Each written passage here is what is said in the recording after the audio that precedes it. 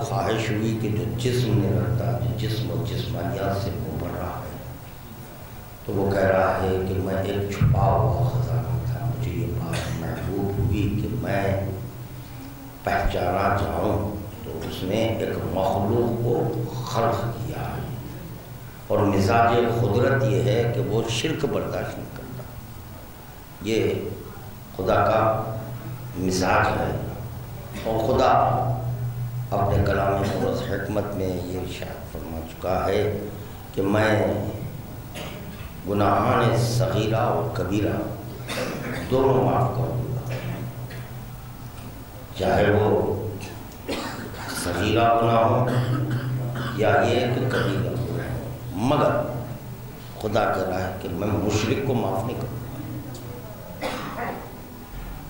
یعنی منشا ہے رب العزت یہ ہے کہ میری ذات میں کسی کو شریک نہیں کرنا، میرے صفات میں کسی کو شریک نہیں کرنا، میرے افعال میں کسی کو شریک نہیں کرنا۔ وہی قرآن میں خداوند عالم یہ بھی کہہ چکا ہے کہ میری عبادت میں کسی کو شریک نہیں کرنا، وَلَا يُشْرِكْ بِعِبَادَتِ رَبِّهِ أَحَدًا، میری عبادت میں کسی کو شریک نہیں کرنا، وَلَا يُشْرِكْ بِحُكْمِهِ أَحَدًا، میرے حکم میں بھی کوئی کسی کو شریک نہیں کرنا۔ اور خادم پھر معروضہ کر رہا ہے کہ خداوند عالم کو شرک برداشت نہیں ہے، اس اپنے مزاج کو پیش نظر رکھ کر خدا پر واجب ہوا کہ ایسے کو ظاہر کرے جس میں شرک نہ ہو، مخلوق اول میں بھی شرک نہ ہو۔ مزاج قدرت ہے کہ وہ شرک برداشت نہیں کرتا ہے، تو نہ اس کے حکم میں کسی کو شریک، نہ عبادت میں کسی کو شریک۔ اور یہ طے شدہ بات ہے کہ جب اسلام میں رہتے ہیں تو شرک ہو جاتا ہے، جب کوئی اسلام میں رہے شرک ہے، کیونکہ بغیر وسیلہ امام اقرار لا الہ الا اللہ کی تو یہ شرک ہے۔ تو پتہ نہیں کس کو لا الہ کر رہے ہیں اور کس کو اللہ کر رہے ہیں۔ چنانچہ خداوند عالم جب یہ مخلوق کو ظاہر کیا اور اپنے مزاج کا اظہار بھی کر دیا، میں مشرک کو ہرگز نہیں بخشوں گا، اسلام میں تو شرک ہو رہا ہے۔ اسی لیے خداوند عالم مسلمانوں کو منہ نہیں لگا، مشرکین کو کیا میں منہ لگاؤں؟ اور جو اسلام میں شرک ہوا ہے اس کا ازالہ ہے، اسلام میں جو شرک ہو جائے اس کا ازالہ ہے، ایمان میں آنے کے بعد اگر شرک ہو جائے اس کا ازالہ نہیں ہے۔ بات واضح ہو رہی ہے؟ خادم کیا معروضہ کرنے جا رہا ہے؟ تو اسلام میں شرک ہے، قابل قبول ہے، یہاں قابل قبول ہے اور یہاں معاف ہونے کی گنجائش ہے۔ اور جب کوئی اسلام سے ایمان میں قدم رکھ دے گا، اب یہاں پر شرک کرے، خدا کرے آندے منہ اس کو جہنم واصل کر دے گا، تب اس کا ازالہ کیسے ہو؟ ایمان شرک سے دور رکھنے کا وسیلہ ہوتا ہے، اسی لیے جب کوئی اسلام سے ایمان میں آتا تو اس کے قریب شرک نہیں ہوتا، شرک نہیں، کسی کے قول کو حجت نہیں مانتا، کسی کے فعل کو حجت نہیں، کسی کے تقریر کو حجت نہیں مانتا، کیونکہ صاحب ایمان ہے، کل ایمان اس کے قلب میں ہے، کسی کا قول اس کے لیے حجت نہیں ہے۔ تو ایمان میں قدم رکھنے کے بعد اب شرک نہیں کرنا، یہ مومن کہہ لینا اور ہے، مومن ہونا اور ہے۔ اب آپ مجتہد کے فتووں پر عمل کرتے ہیں، شرک ہے۔ وَلَا يُشْرِكْ بِحُكْمِهِ، میرے حکم میں کسی کو شریک کر دے۔ یہ بھائی پیغمبر اسلام نے دو چیزیں چھوڑی ہیں، جب دو وہ یہ اصولی حضرات دو اور مزید بڑھا دیے، شرک ہوا تو گویا یہ دو ناکافی تھے، عقل اور اجماع، بڑھا دیا، مشرک ہے۔ کب بڑھایا؟ اقرار علی ولی اللہ کے بعد بڑھایا۔ علی ولی اللہ کا اقرار کرنے کے بعد اگر دین میں کچھ تبدیلی لا دے تو وہ مشرک ہو جاتا ہے۔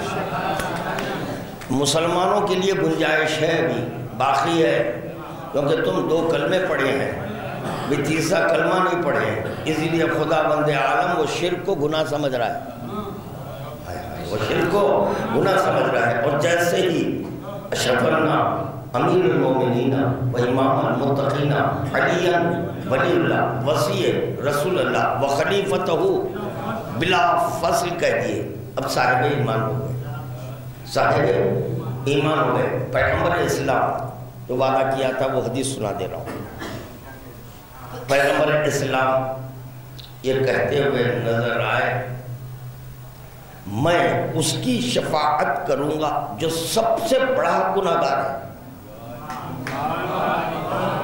مجھے بہت پسند آئی حدیث، کہہ سکتے تھے نا جو چھوٹا گناہ کر رہا ہے، نہیں بڑی عجیب و غریب لفظ رکھ دی ہے، سب سے بڑا گناہ کرتا ہے میں اس کی شفاعت کروں گا، مگر مشرک کی نہیں، سب سے بڑا گناہ جس کو آپ گناہ سمجھ رہے ہیں مگر پیغمبر علیہ السلام کریں وہ بھی میں معاف کر دوں گا، ہاں اس کی شفاعت میں کر دوں گا۔ مومنین کو تو کبھی فکر ہی نہیں رہی شفاعت کی، کیونکہ ہمارا عقیدہ شفاعت پر ہے، جب شفاعت پر عقیدہ ہے تو ناامیدی کفر ہے، ناامیدی کفر ہے، اسی لیے ہم یقین کرتے ہیں۔ اب شفاعت کا ذکر ہوا تو اس وقت پیغمبر اسلام نے علی ولی کو یہ خبر دی، علی خدا کی جانب سے یہ حکم آیا ہے کہ خدا بند عالم شیعوں کو چاہتا ہے، اس کے گناہ بھی معاف کر رہا ہے، اور فوراً علی ولی نے کہا میں اپنے نصف حسنات دے رہا ہوں ان کو۔ اسی حدیث آپ کی سنی ہوئی ہے، علی ولی کرے نصف حسنہ، شہزادی کونین کریے نصف حسنہ، امام حسن کرے میں بھی اپنا نصف حسنہ، جس کی ضربت کو نہیں تولا جاتا۔ ضربت علی یوم الخندق افضل من عبادت، ہاں ایک ضربت یوم خندق ثقلین کی عبادت سے افضل ہے۔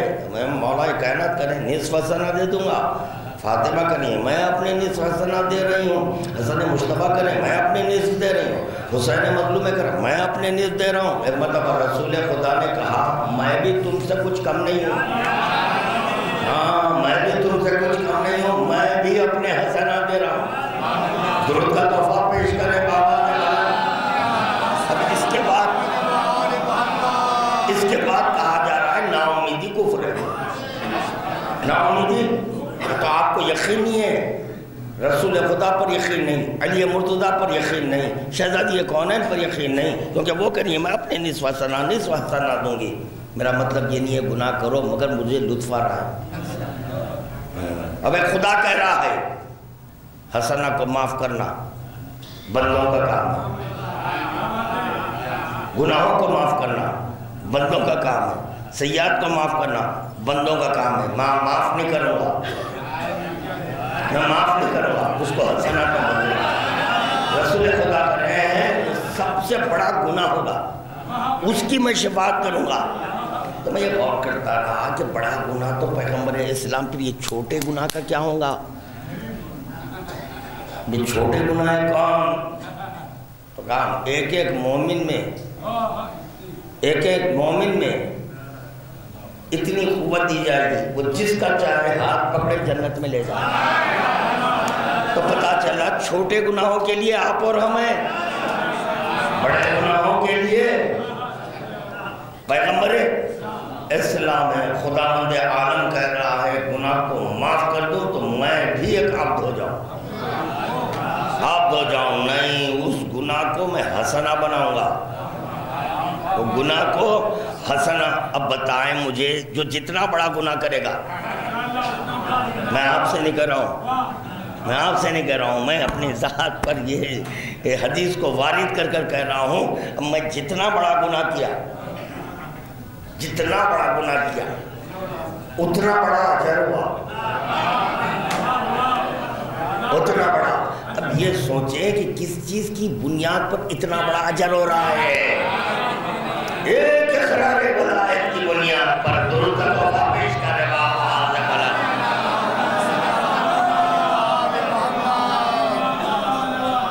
پتہ چلا کہ یہ سب سے بڑا گناہ یہ بھی معاف، مگر شرک معاف نہیں ہے۔ تو شرک کتنا بڑا گناہ ہے، اور ذات خدا میں شرک نہیں، صفات خدا میں شرک نہیں، افعال خدا میں شرک نہیں۔ کل کی میری تقریر میں خادم نے یہ عرض کیا تھا کہ تو دکھتا نہیں تو اس کی ذات میں شریک کیسے کرے، اور اس کے لیے اتنا عرض کرتا ہوا چلوں کہ جو چیز کے خدا کے لیے ہو جو چیز خدا کے لیے ہو، خدا تک لے جاتی ہو، خدا کی یاد دلاتی ہو، وہ اللہ نہیں تو غیر اللہ بھی نہیں ہے۔ وہ اللہ نہیں ہے، غیر اللہ بھی نہیں ہے، کیونکہ اس کے سبب اللہ کی یاد ہے، اللہ کی یاد ہے اور اللہ تک پہنچا رہی ہے۔ تب جو بھی شے اللہ تک پہنچا دے، جو بھی شے اللہ تک پہنچا دے، وہ اللہ نہ ہونے کے باوجود غیر اللہ بھی نہیں ہے، غیر اللہ نہیں ہے۔ دیکھیں ہر شے کا ایک ظاہر ایک باطن ہوتا ہے۔ مجھے کچھ اور کہنا ہے یہاں پر، ایک ظاہری وجود ہوتا ہے، ایک باطنی وجود ہوتا ہے۔ ظاہر کچھ ہوتا ہے، باطن کچھ اور ہوتا ہے۔ تو پتہ چلا ایک وجود انسانی ہو یا جس پر بھی اطلاق شے ہو، اس کا ظاہر کچھ ہوتا ہے، اس کا باطن کچھ ہے۔ اور بعض اشیاء ایسے ہوتے ہیں کہ ظاہر سمیت اس کا استعمال ہے، ظاہر سمیت اس کا استعمال ہے۔ جیسے کہ آپ سیب لیے، سیب اس کا ظاہر کچھ اور ہے، باطن کچھ اور ہے، مگر اس سیب کو آپ ظاہر کے ساتھ استعمال کرتے ہیں۔ اب برخلاف اس کے آپ موز لے لیں، کیلا لے لیں، تو اس کا بھی ایک ظاہر ہے، ایک باطن ہے۔ ظاہر کو چھل کر پھینک دیتے ہیں، باطن کو استعمال کرتے ہیں۔ اچھا، تو پتہ چلا اشیاء میں بھی کچھ شے ایسی ہے کہ ظاہر اور باطن کا استعمال ہوتا ہے، اور بعض ایسی ہے کہ ظاہر کو ترک کر دیتے ہیں، باطن کو لے لیتے ہیں، باطن کو لے لیتے ہیں۔ وجود مولانا علی کا ظاہر اور باطن ایک ہے، علی کا ظاہر اور ظاہری وجود اور باطنی وجود ایک ہے، اس میں کوئی فرق نہیں ہے۔ ظاہری امامت، باطنی غیب اللہ یدرک، ان کے نہ ظاہر کو چھوڑ سکتے ہیں نہ باطن کو چھوڑ سکتے ہیں۔ ظاہر کو چھوڑ دے تو معرفت نہیں، باطن کو چھوڑ دے تو اللہ نہیں۔ تھوڑی میری مدد کرتے ہیں، آپ زیادہ دیر نہیں ہے، آپ کے درمیان خادم درود کا تحفہ پیش کرے گا۔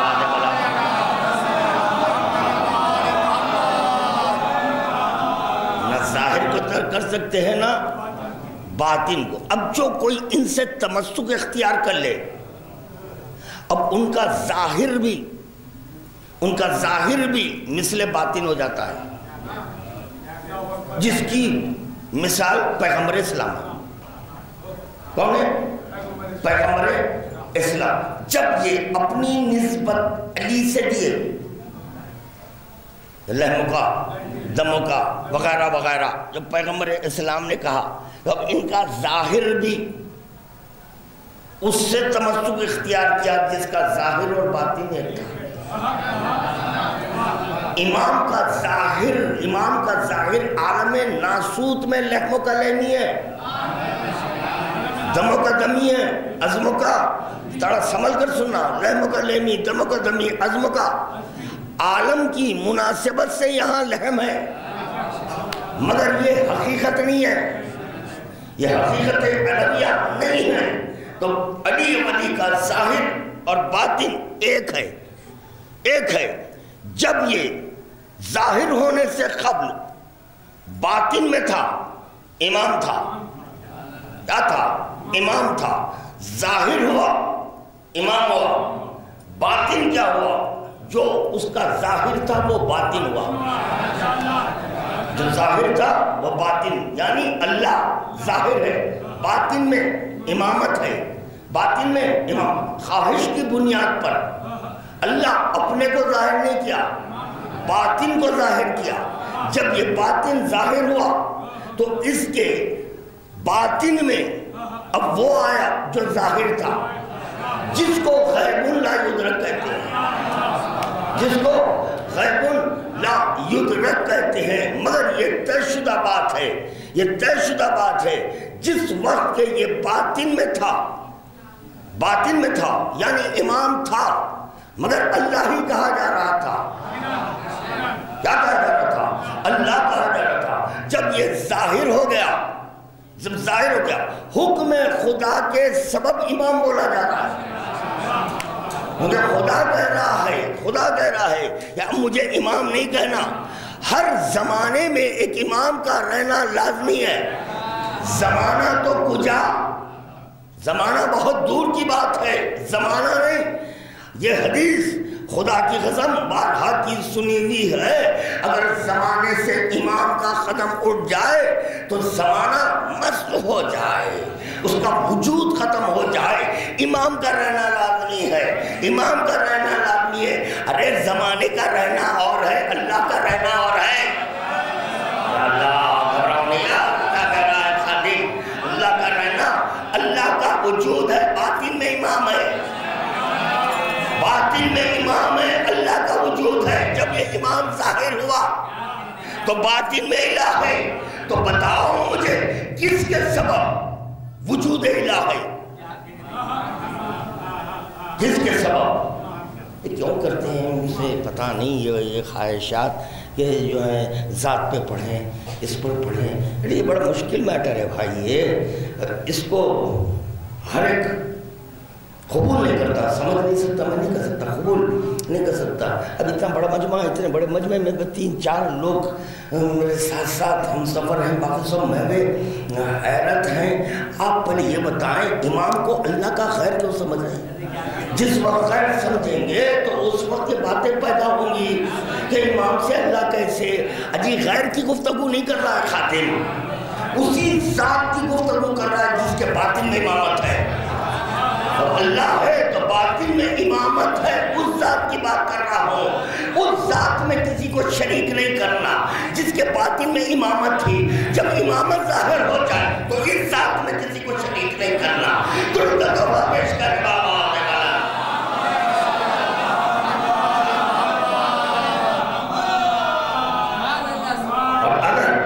اگر امام کے باطن میں الہ نہیں تو پھر معراج میں بھی الہ نہیں، کیونکہ وہ باطنی غیب لا یدرک کس کے لیے ہے. ظاہر امامت خدا کی قسم امامت کو نہیں سمجھ سکتی. امامت کہتے کس کو ہے؟ امامت کے تعلق سے خادم مشرع اول میں پڑھ چکا ہے. تقدم، قدرت، حکم. چوتھی چیز یاد ہے؟ اللہ کا شکر. تقدم، حکم، علم، پھر میں سمجھا شاید پلٹا کر پڑھوں تو قدرت. اس کو کہتے ہیں امامت. کس کو کہتے ہیں؟ جس میں قدرت ہو اس کو کہتے ہیں امامت، اس کو کہتے ہیں امامت. تو چنانچہ جب یہ ظاہر ہوا تو اس پر واجب ہوا اظہار قدرت کرے، قدرت کا اظہار کرے. بس اگر فرق ہے علی میں اور اللہ میں، علی میں کہہ رہا ہوں،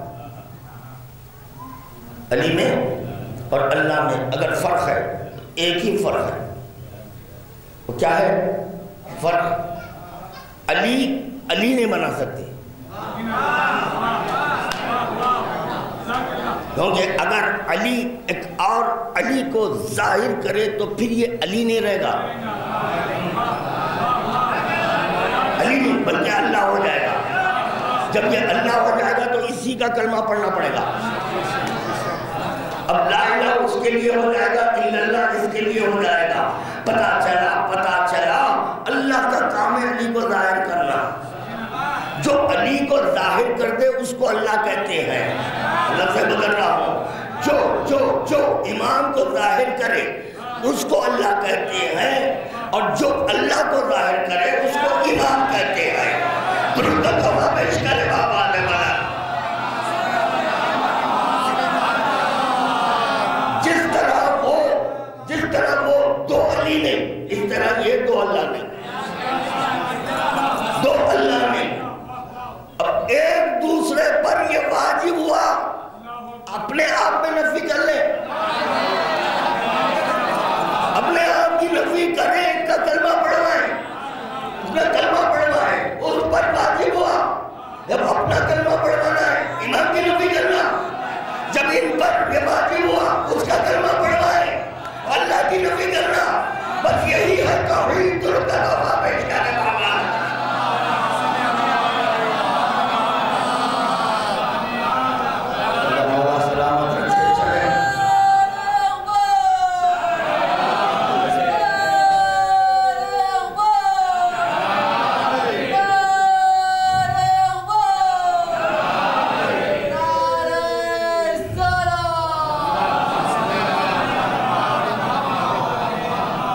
امام اللہ کا غیر ہوتا تو معراج میں پیغمبر اسلام اللہ نہیں کہتے، نہیں کہتے۔ اور اگر بسم اللہ الرحمن الرحیم اللہ کا غیر ہوتا تو خدا نے کہتا کہ جب تم میرے اسم تک پہنچ گئے ہیں تو میرا نام تو لو، تو پیغمبر اسلام نے کہا بسم اللہ الرحمن الرحیم۔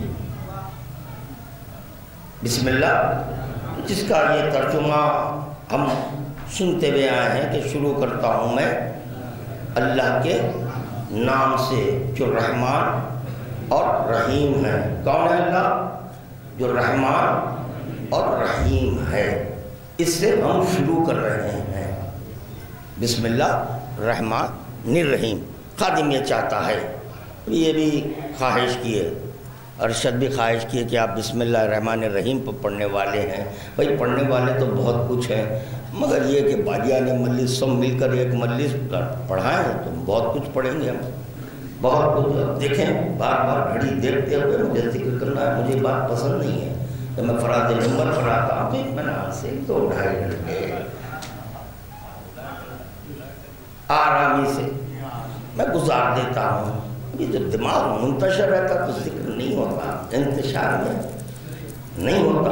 آج تک لوگ نماز نہیں سمجھے، صلاۃ کہتے کس کو ہیں، کہ صلاۃ کے معنی کیا ہیں؟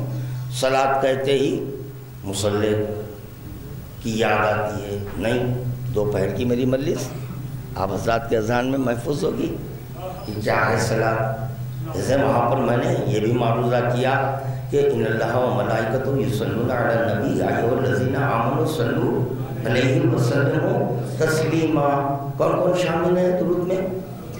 اللہ، ملائکہ، صاحبان ایمان، جس کے پاس ایمان ہے وہ، کیونکہ صاحبان ایمان کے لیے وہ لوگ شرک نہیں کرتے،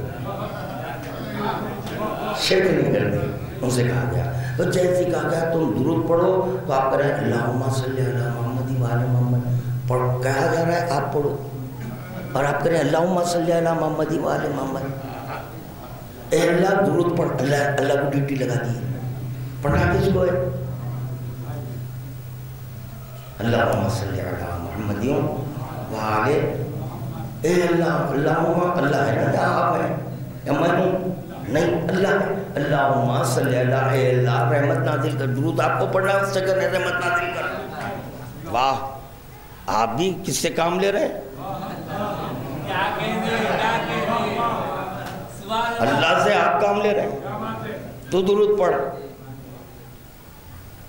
حکم نماز آیا آپ رسول خدا سے کہتے ہیں پڑھو نماز، حکم روزہ آیا رسول خدا سے کہتے ہیں رکھو روزہ، یہاں حکم درود آیا آپ کریں اللہ سے پڑھو اللہم صلی علی محمد وعلی محمد، اے اللہ رحمت نازل کر محمد اور ان کی آل پر۔ اس میں ملائکہ بھی شامل ہیں اور اللہ بھی شامل ہے۔ ایسی عبادت ہے، اگر یہ عبادت میں کوئی غیر شریک ہوتا تو خدا اس میں شریک نہیں ہوتا۔ کوئی غیر اگر شریک ہو تو اس میں اللہ نہیں ہوتا، بھائی نہیں ہوتا۔ اب مجھ سے سننا چاہتے ہیں کہ صلاۃ کیا ہے؟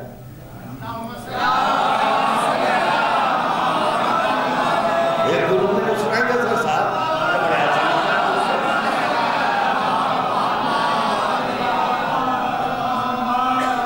ہم سمجھتے ہیں کہ قیام، رکوع اور سجود کا نام نماز ہے۔ تعین سب کرنا، قبلہ رخ ٹھہر جانا، باوضو رہنا، مصلی سجائیں اور رجوع قلب کے ساتھ نماز پڑھنا چاہیے۔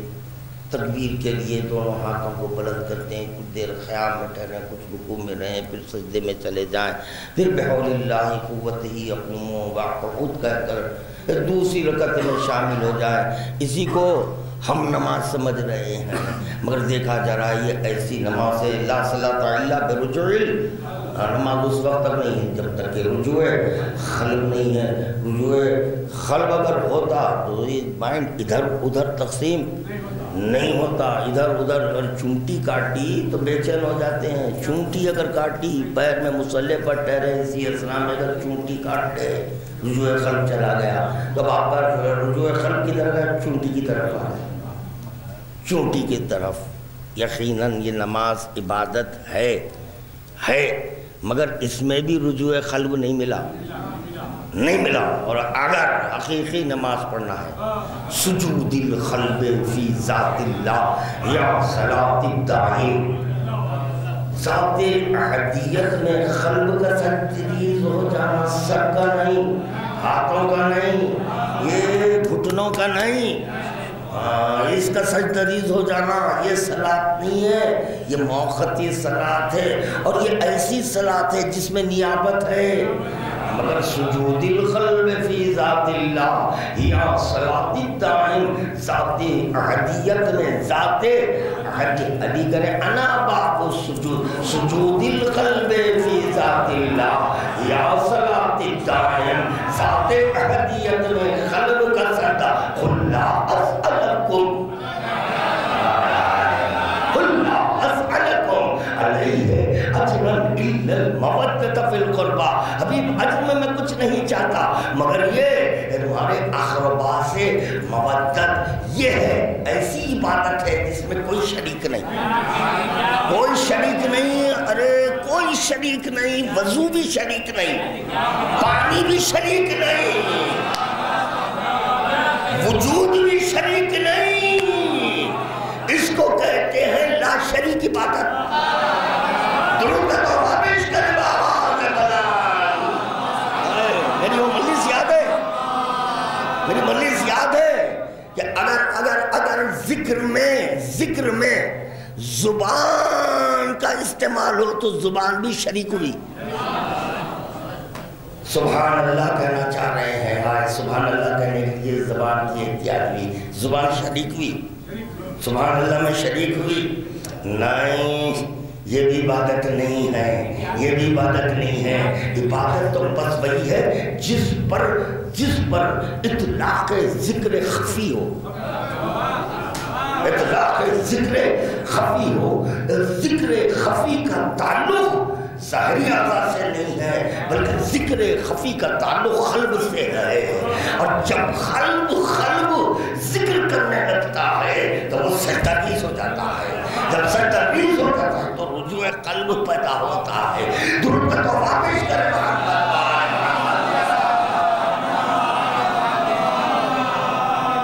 اب کہو من ترک الصلاۃ متعمدا فقد کفر. ایک وقت کی نماز آمدان ترک کر دے تو کیا ہو جائے؟ کافر ہو جائے. یہ قلب کا سجدہ ریز ہونا ہے. یہ ایسی نماز ہے جس میں خدا بند عالم نہ عمدن دیکھے گا نہ سہون دیکھے گا. کیوں یہ قلب بنایا گیا ہے برائے ذکر علی. یہ قلب بنایا گیا ہے برائے مقام علی. علی ولی اس قلب میں ہوتے ہیں. جس قلب میں علی آ جائے تو خدا کی قسم وہ امام ذکر کرنے لگتا ہے. درود تو واپس کرے بابا. چلے پہنچ گئے پیغمبر اسلام، پہنچ گئے. کہاں پہنچے؟ معراج میں پہنچے ہیں. خدا بند عالم خدا کہہ رہا ہے جب تم میرے نام تک پہنچ گئے، بلایا تھا نام سے ملنے یا وجود سے؟ دعوت دینے کے وقت بول دینا تھا میں ملنا چاہتا ہوں. کیوں کہتے تھا کہ جا آؤ میں نام سے ملانا چاہتا ہوں. نام سے نہیں، خدا کہہ رہا میں ملنا چاہتا ہوں. اب وہ میں کہہ رہا ہے جب تم میرے نام تک پہنچ گئے تو میرا نام تو لو. کہنے لگے بسم اللہ الرحمن الرحیم. اللہ بھی نہیں گئے، مکمل تعارف کرا رہے ہیں میں کس تک پہنچا ہوں. وہ اللہ تک پہنچا ہوں جو رحمان اور رحیم ہے. تو یہاں پر بسم اللہ کے یہ معنی بتائے گئے ہیں. بسم اللہ رحمان الرحیم بعد میں بسم اللہ کے یہ معنی بتائے گئے ہیں. خوشنودی خدا، اللہ کی بلندی اور اللہ کی ملک و سلطنت، یہ ہے سلطنت، یہ ہے بسم اللہ.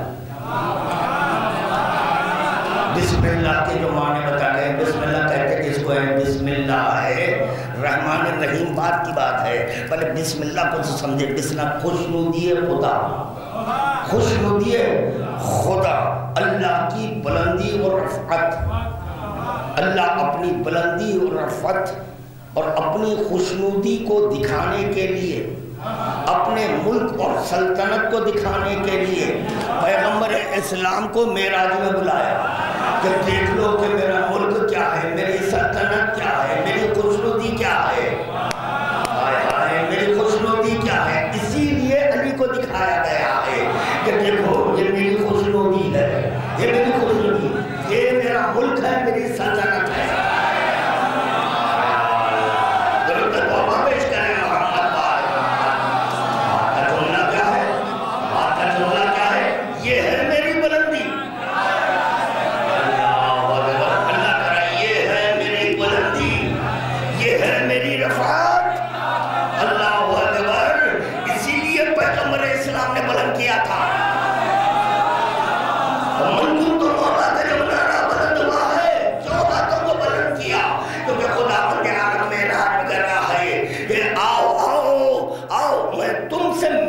چاہتا ہوں اس میں خوشنودی خدا،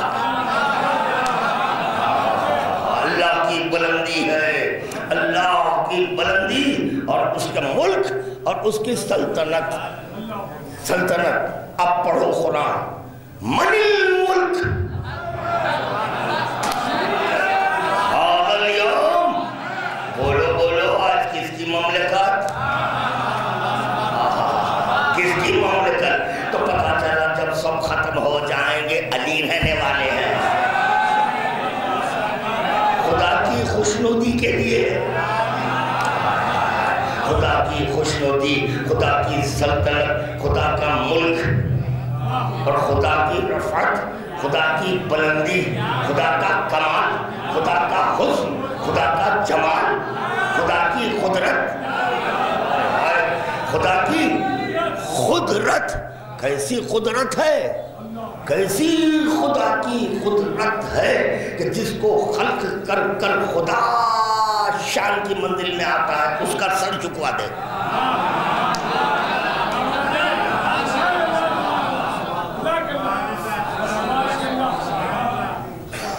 نہیں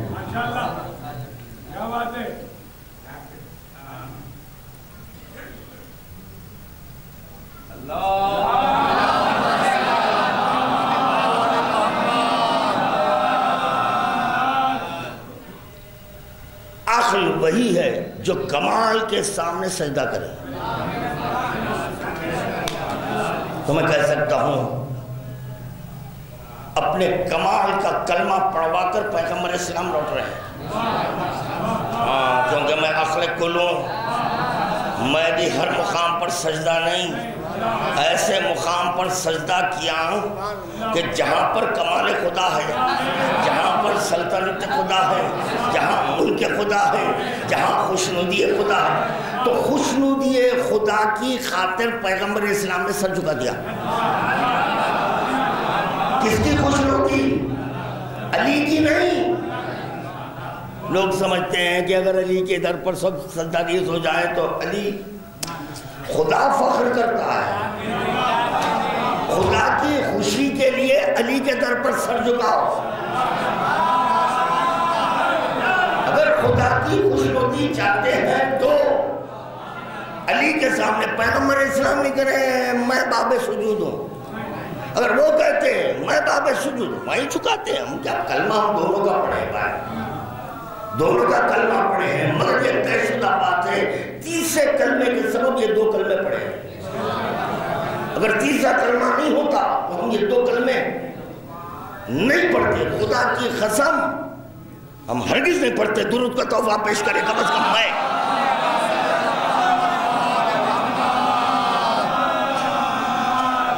اللہ اکبر۔ علی ولی کریں انا سابق الشہادتین، انا سابق الشہادتین، کہنے نا دو لیجئے دو، دو آ گئے. علی کہہ رہے میں سابق ہوں، میں سابق ہوں. تو پتا چلا یہ دو کلموں کی علت ہے علی، دو کلموں کی علت ہے علی، کیونکہ سابق الشہادتین ہے. شہادتین کیا جمع ہے؟ لا الہ الا اللہ محمد، دو کلمے ہو گئے. علی کہہ رہا میں سابق ہوں، میرے بعد لا الہ الا اللہ ہے، میرے بعد محمد رسول اللہ ہے. بات واضح نہیں ہوئی، اگر بات واضح نہیں ہوئی تو چلو چوف کعبہ میں چلو، دیکھو کون ظاہر ہوا؟ علی ظاہر ہوا. تو کلمہ لا الہ الا اللہ پہلے تھا، کلمہ محمد رسول اللہ پہلے تھا؟ نہیں، نہ کلمہ لا الہ الا اللہ ہے، نہ کلمہ محمد رسول اللہ ہے، پہلے علی ہے. یہ ہے سابق الشہادت ہے. علی آنے کے بعد قولوا لا الہ الا اللہ ہے، علی آنے کے بعد محمد رسول اللہ ہے. اب یہ سوال نہیں کرنا علی کب سے، سوال یہ کرنا لا الہ الا اللہ کب سے، یہ سوال کرنا محمد رسول اللہ کب سے، لا الہ الا اللہ کب سے. یہ سوال معقول ہے. اور علی ولی اللہ کے تعلق سے سوال کرنا غیر معقول بات ہے. یہ معقول ہے لا الہ الا اللہ کب سے، کہ بھئی یہ کون تھا جو لا الہ بولا، یہ سوال ہو سکتا ہے. علی ولی اللہ میں نفی نہیں ہے، علی ولی اللہ میں نفی نہیں ہے، بلکہ کلمہ لا الہ الا اللہ میں نفی ہے. اگر نفی ہے تو یہ بات ہے، کیونکہ نفی کرنے والا آئے تو تب اظہار لا الہ الا اللہ ہو. درود کا تحفہ پیش کرے محمد و آل محمد کی بارگاہ میں.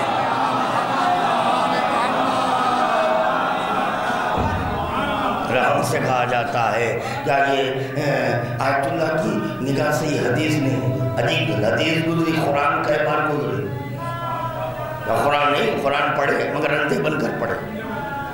بعض رسول خدا بند عالم کرے بعض کلمت التقویٰ، میں نے متقیوں کے لیے کلمہ لازم کیا ہے. متقی جو ہیں ان کے لیے ہے، یقیناً آپ کے لیے نہیں ہے، کیونکہ آپ متقی نہیں ہیں. اور متقی نماز پڑھنے والا نہیں ہوتا، روزہ رکھنے والا نہیں ہوتا. جیسے الف لام میم ذالک الکتاب لا ریب فیہ ھدی للمتقین. جب ہدایت پا گئے تو مصلی پر ہے، اور ہدایت نہ ملتی تو مصلی نہ ملتا.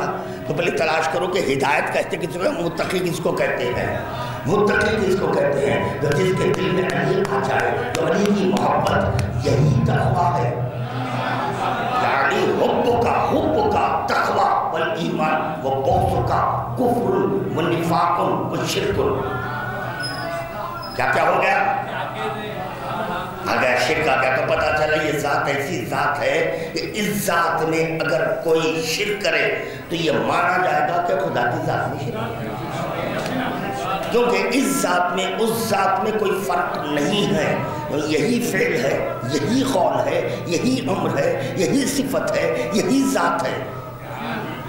جب یہی ذات ہے وہ تو دکھتا نہیں، اب شرک کیا مانے ہیں؟ ہاں علی کی ذات میں کہیں امت نہیں، امت نہیں بھائی. اعلان ولایت ہوا، جب اعلان ولایت ہو گیا، آیا ایک آ کر کہہ رہا ہے شریک کار، کیا کون سی کار لایا نہیں، شریک کار خلافت. ہاں کسی اور کو کار خلافت میں شریک کر دے. وہ یہ سمجھ رہا ہے کہ یہ صرف اور صرف علی ولی بندے کا خلیفہ ہے، بلکہ یہ دراصل اس کے لیے آئے تھے. اب خدا بندے عالم جب ان کو بلا لیا تو رسول خدا نے ریکویسٹ کی، علی میرے مقام پر ٹھیک ہے بیٹھ جائے گا، کوئی بات نہیں، میں حاضر ہوں، ادھر ادھر دونوں طرف دیکھ سکتا ہوں، ادھر بھی ادھر بھی. اور اگر آگمانا چاہتے ہیں تو جس وقت اللہ بلائے گا دیکھ لینا. جب اللہ بلایا تو ہے ادھر بھی ادھر بھی، دونوں طرف بھی ہے. ادھر محمد بن کر ہے، ایک وقت میں دو کے کام، دونوں کے کام کر رہے ہیں. اور رسول خدا حیرت سے دیکھ رہے ہیں. جب خدا بتایا حیرت سے دیکھ رہے ہیں، میں جس کو چھوڑ کر آیا وہ یہاں پر ہے. ابھی دونوں کے کاموں کے لیے ہے، ایک ہی وقت میں آپ کا بھی کام اللہ کا بھی کام، دونوں کے کام علی ولی کر دیں گے تو شریک کار خلافت بھی رسول خدا سے گفتگو چل رہی ہے. دیکھیں شرک کیسا گناہ ہے. جیسے ہی خدا نے بات سنی فوراً جبریل سے کہا جاؤ آیت لے کر جاؤ، لن یشرک اگر تم ابھی شرک کرے تو تمہارے عمل کو خاک کر لیجیے. رسول خدا کوئی کرنے والی نہیں تھی مگر خدا بند عالم بتانا چاہ رہا ہے کہ دیکھو ذات مولانا علی میں کوئی شریک نہیں ہوگا، کیونکہ اس کی ذات میں اگر کوئی شریک ہو جائے تو میں بات نہیں کر سکوں گا.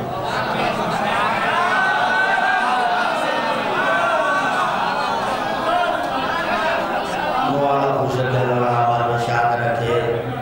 کل تو شاید کل بھی ہے مجالس، کل بھی ہے مجالس. ہمارے علی حسین اب یہ اس کے تاریخ بدل دیا.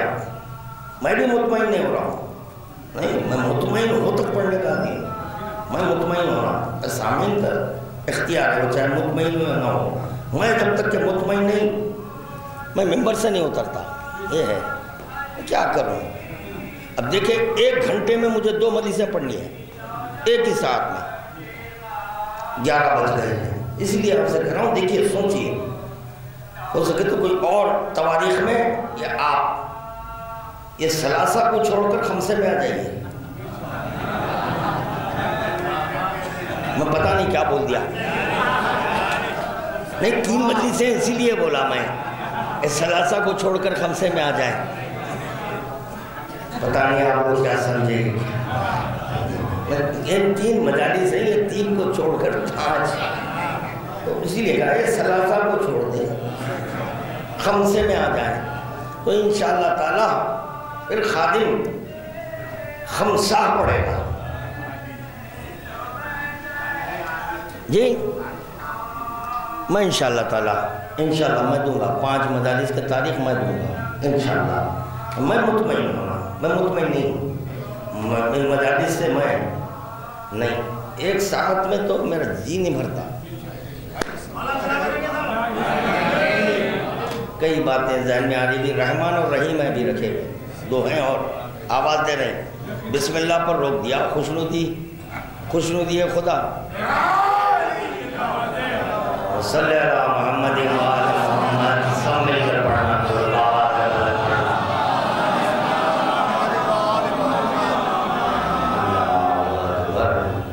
پوچھنے والا بھی علی، بولنے والا بھی علی. کمال تو یہ ہے.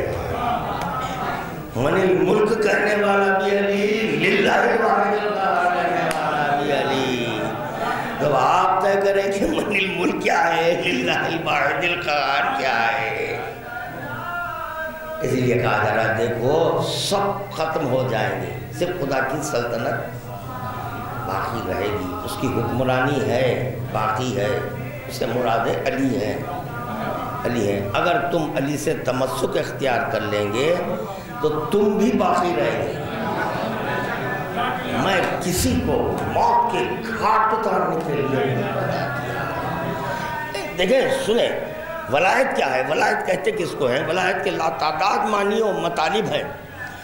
ولایت زندگی بانٹنے کو کہتے ہیں. تو پتا چلا ولایت سے زندگی ہے. فسبح یا محمد، اے محمد صلی اللہ علیہ وسلم تسبیح کرو. پیغمبر اسلام خدا سے پوچھ رہے ہیں کھائے کی تسبیح کرو، تو خدا کہہ رہا ولایت کی کرو. صرف ولایت کی تسبیح کرتے رہو، ولایت کی تسبیح کرتے رہو. اللہ اکبر. دیکھیں جو خدا کے پیغمبر اسلام سے کہہ رہا ہے عبادتوں میں کمی کرو، وہی خدا کہہ رہا ہے ولایت کی تسبیح کرتے رہو. تو منشاء رب العزت صرف اور صرف یہی ہے. یہ ہمہ وقت ولایت کا ذکر ہوتا ہے، ولایت کا ذکر ہوتا ہے. کیوں ولایت علی ولایت خدا ہے، جس کے سبب خدا چاہتا ہے کہ ذکر ولایت ہو، تاکہ اس کے سبب 2 کی یادیں باقی رہے. ایک علی کی بھی یاد، دوسرے خدا کی بھی یاد. یہ عبادت ایسی عبادت ہے کسی کو شریک نہیں کرنا. نماز میں کر لو، نماز میں شریک کرو، فرض نہیں پڑھنے والا ہے، کرو بھائی نماز میں، چھوڑو نماز، عملاً چھوڑو، کیا کرو؟ عملاً چھوڑو، اس کے بعد بچے سے کہو پڑھو، ہوگی یا نہیں ہوگی؟ نماز کس پر واجب تھی؟ آپ پر یا آپ کے بچے پر؟ آپ پر واجب تھی، پڑھ کون رہے ہیں؟ بلے یہ شرک پہ عبادت رب ہی، میری عبادت میں خدا کرے میری، محمد کی عبادت نہیں، یہ نماز محمد عربی کی عبادت ہے، محمد، اس میں کوئی بھی شریک ہو جا سکتا ہے، کوئی بھی شریک ہو جا سکتا ہے، مگر خدا کی عبادت کیا ہے؟ ذکر علی، معرفت علی، اس میں کسی کو شریک نہیں کرنا، کیوں کہ جب آپ علی پر، امام پر تفکر کریں گے تو نتیجے میں اللہ ملے گا، جب آپ علی کا ذکر کریں گے اللہ کا ذکر ہوگا، لیکن ہر منزل میں اللہ مل رہا ہے، ہر منزل میں چاہے وہ معرفت ہو یا ذکر ہو، معرفت ہو یا ذکر ہو، جیسے ہی آپ ذکر مولانا علی کریں گے، بیچ میں وہ بیچارہ ایک بندہ بھی ہے، جیسے ہی ذکر علی کریں گے وہ خدا کا ذکر ہو جائے گا، کس کا ذکر ہو رہا ہے؟ خدا کا ذکر ہو جا رہا ہے، کیا عظمت مولانا علی ہے، کیا عظمت مولانا علی ہے، اسی لیے کہا گیا کہ جب علی کا فعل ہے تو خدا کہا وہ میرا فعل ہے، کیونکہ اس کا ذکر جب میرا ذکر ہوتا ہے، اس کی معرفت جب میری معرفت ہو تو اس کا فعل اب اس کا نہیں مانا جائے گا بلکہ میرا فعل مانا جائے گا، تم کا تو واپس کرے گا۔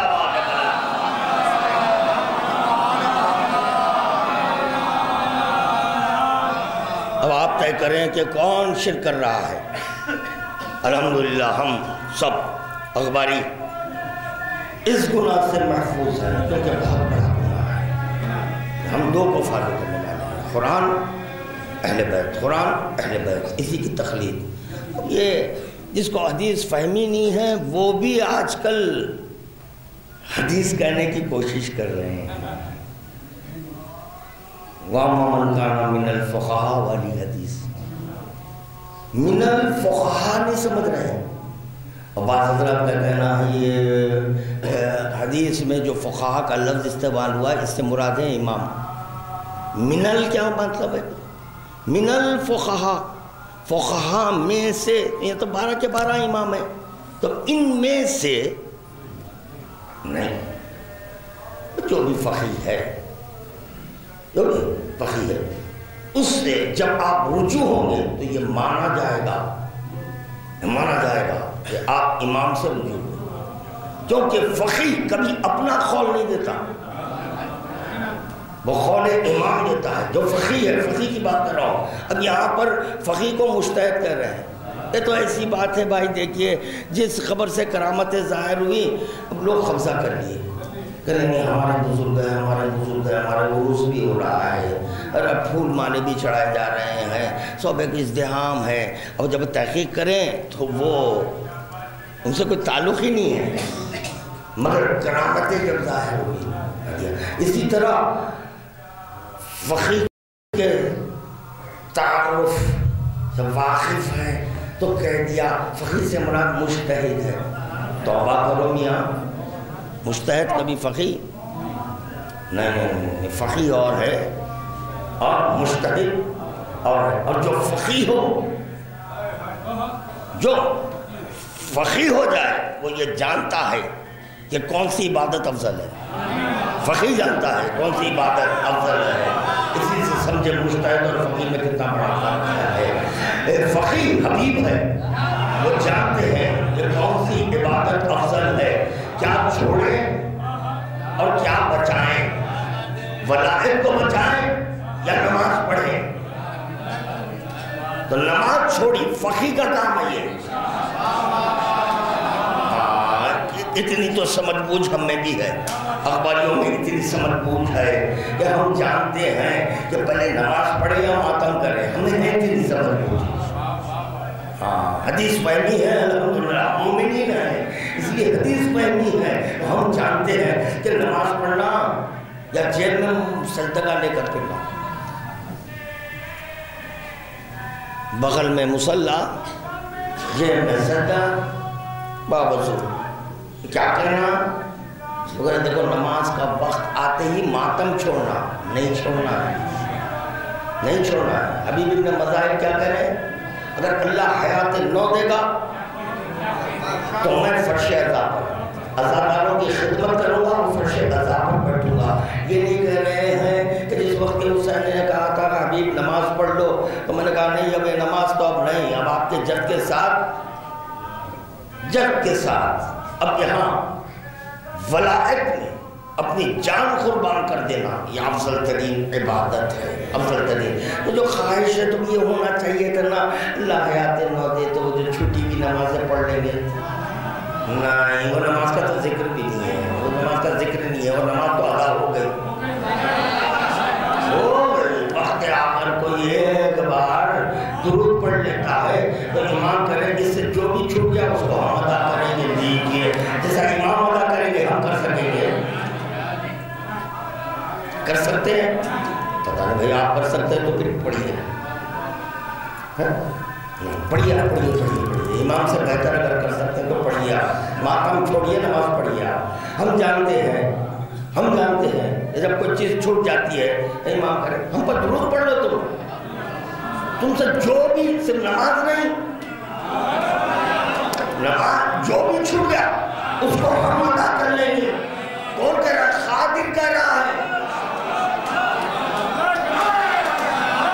خادر کہہ رہا ہے، قدرت رکھنے والا کہہ رہا ہے، آنے واحد میں سب کی نماز قبول کروانے والا کہہ رہا ہے، جو بھی چھوٹ جائے تو ہم سے فکر نہیں کرنا، ہم پڑھ دیں گے۔ اب یہ امام کے قول کو مانے یا مفتیوں کے فتوے کو عمل کریں؟ امام کر رہے ہیں جو چھوٹے گی کیوں نہیں چھوٹنے والی ہے، ہم سے نماز کو نہیں چھوٹنے والی ہے۔ یہ غیر ضروری کہ ہم پر ایک بہتان انتظام ہے، کہتے ہیں کہ نہیں بالخصوص یہ ہماری نماز نہیں پڑھتے، نماز تو ہم ہی پڑھتے ہیں، آپ نہیں پڑھتے نماز، ہم سے کریں ہم نماز نہیں پڑھتے ہیں، ہم عارف ہے نماز ہو کر نماز پڑھتے ہیں۔ آئندہ سے یہاں مجلس اگر کہیں قریب قرب و جوار میں مجلس ہے تو باہر ایک ہارن ہونا چاہیے، لازمی ہے، باہر ایک ہارن لازمی ہے۔ اس کے بعد دیکھیں گے کہ اس کی مجلس کتنی دیر تک چلتی ہے، اب میں ذکر کروں گا، غیر عارف ہو کر وہ کیا ذکر کریں گے، کیا مجلس ہے، جلسے کرنے والے بھی مجلس درود پڑھوا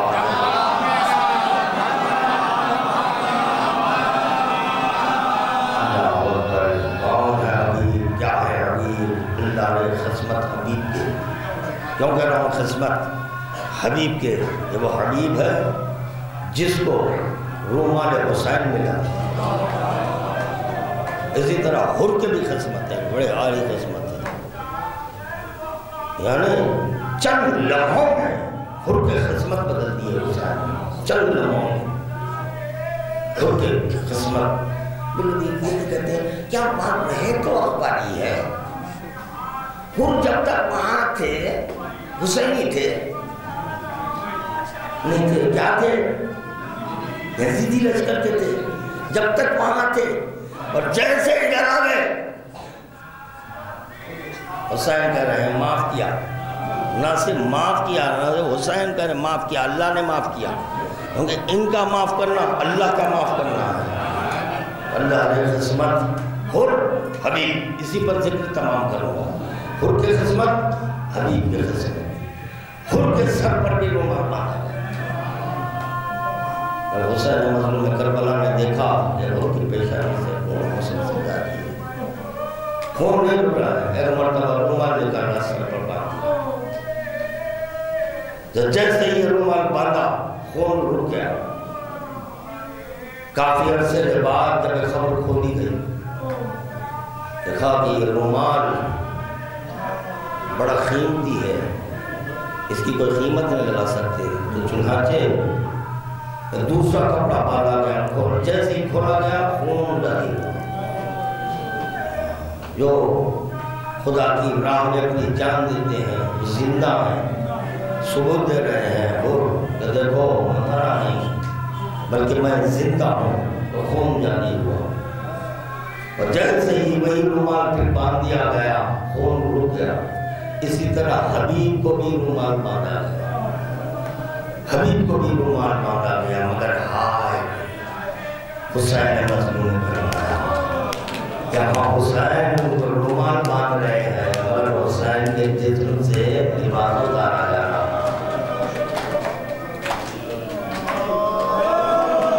اس کی بشارت حسین مظلوم کربلا نے بہت پہلے دی تھی۔ واقعات کربلا سے پہلے ہی حسین اپنی ماں سے کہہ چکے ہیں، اور یہ ماں اپنی آنکھوں سے منظر میں دیکھ رہی ہے، واقعہ سن کر رو رہی ہے، اتنا روئی کہ بے ہوش ہو گئی ہے۔ جب فاطمہ الزہرا مصلی پر آئی تو حسین مظلوم کربلا اپنی ماں کے بدن سے کہنے لگی، یا اماں انا ولدک العطشان۔ دوسری نماز کے لیے فاطمہ الزہرا مصلی پر ٹھہری تو حسین مظلوم کربلا کہہ رہی، یا اماں انا ولدک العریان۔ تیسری نماز کے لیے جب فاطمہ ٹھہری تو حسین مظلوم کربلا کہہ رہے ہیں، یا اماں انا ولدک السرطان۔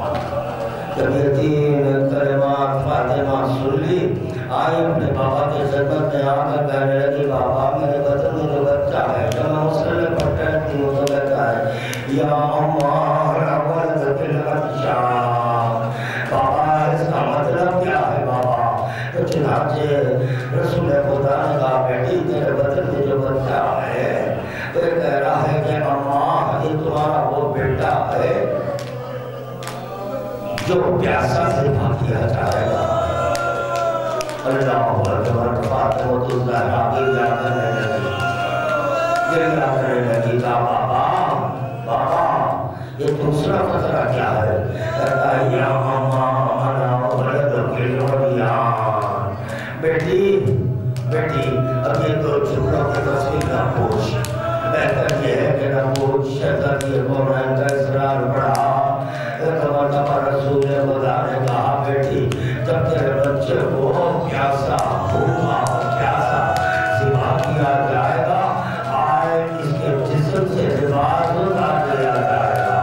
میرا بیٹا کہہ رہا، یا اماں انا ولدک العریان۔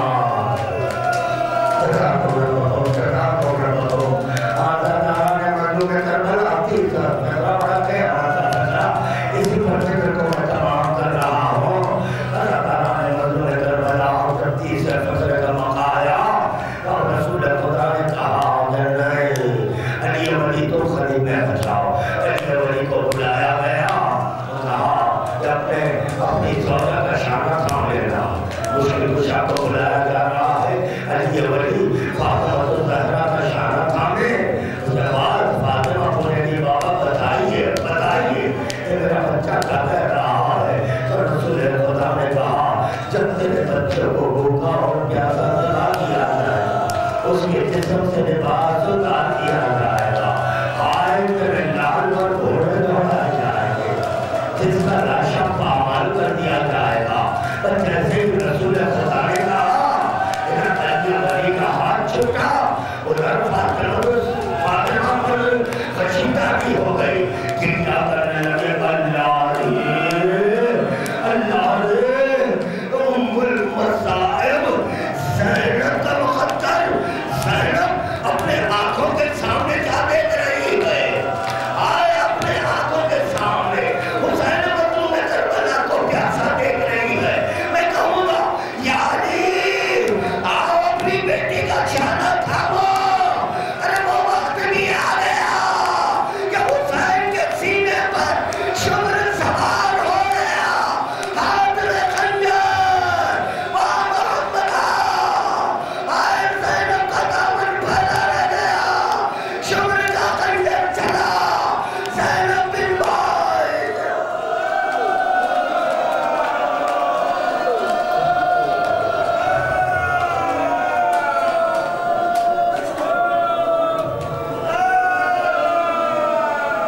جو حضرات کے ماتم لے کر ان سے ادباً معروضہ ہے کہ اگر آپ حضرات فوراً بلا فصل ریاض الجنہ اگر پہنچ جائے تو مجلس کا آغاز ہو جائے گا، وقت